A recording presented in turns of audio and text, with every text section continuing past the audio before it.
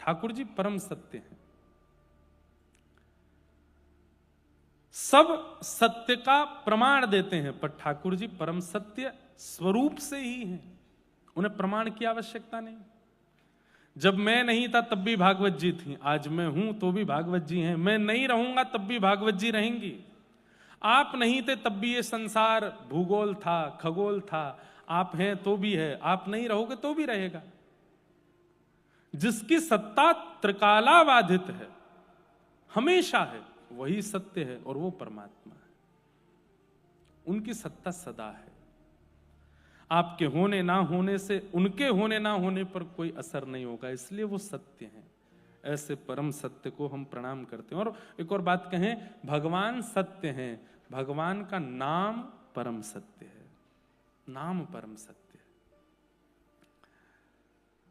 एक महापुरुष हमारे व्रजमंडल में, उनसे मैंने एक जिज्ञासा की, महाराज जी हमारी इच्छा तो नहीं थी कि यश मिले कथा कहने से, इतने लोग जुड़े, ऐसी इच्छा नहीं थी। 10 साल से कथा कर रहे हैं, पहले तो बहुत कम ही लोग आते थे, तब भी कोई ऐसी इच्छा नहीं थी, अब इतने आते तो भी ऐसी कोई, पर ये यश मिलने पर अपयश की चिंता बनी रहती है, ऐसी स्थिति में हम क्या करें।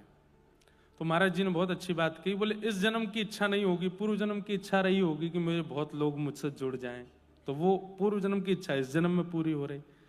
दूसरी बात, यश मिले अपयश मिले या फिर किसी भी प्रकार की स्थिति हो, ये आपके मन को विचलित तब करती है जब आपके जीवन में नाम नहीं होता।